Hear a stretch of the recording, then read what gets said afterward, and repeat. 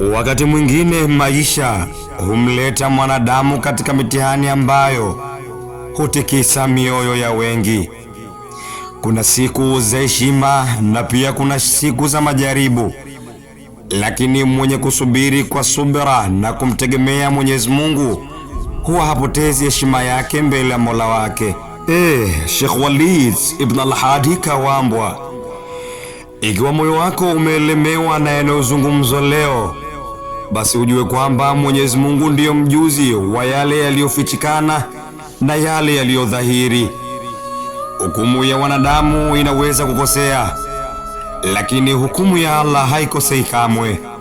Na historia yatueleza kuwa watu wengi wema walipitia majaribu makubwa kabla ya Mwenyezi Mungu kuwatanzulia. Lakini katika kila tukio linalotugusa, muumini hukumbuka kwamba haki ya mwisho iko mbele ya Allah. Wanadamu huona kwa macho yao, lakini Allah mtukufu huona yaliyodhahiri na yaliyofichika.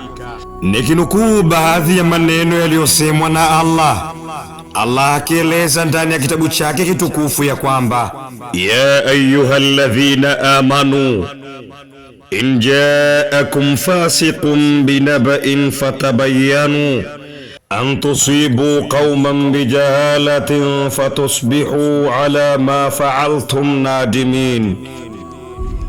Hatuna maana ya kwamba tumethibitisha kilichomwondoa Sheikh Walid ni kile ambacho alichokizungumza yule dada, lakini kama sababu yenyewe ndiyo hiyo, imani yetu yatutuma kwamba kwa ukaribu wa matukio hamkutaka ubainifu.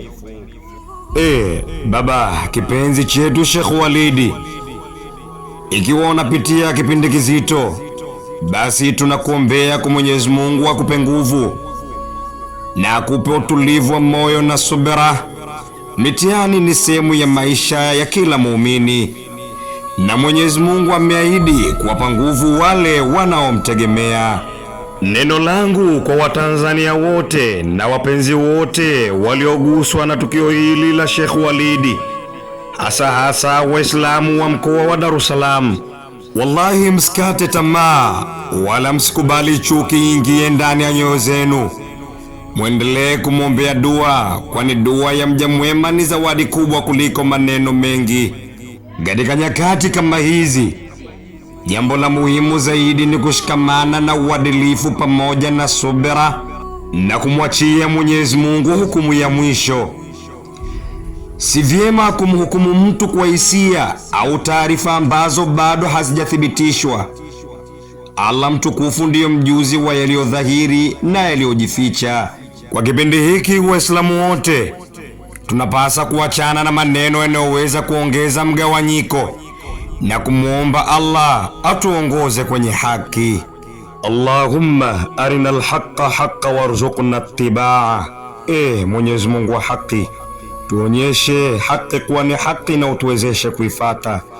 Wa arinal batila batila warzuqna ijtinaba, na utuonyeshe batili kuwa ni batil na utuwezeshe kuiepuka.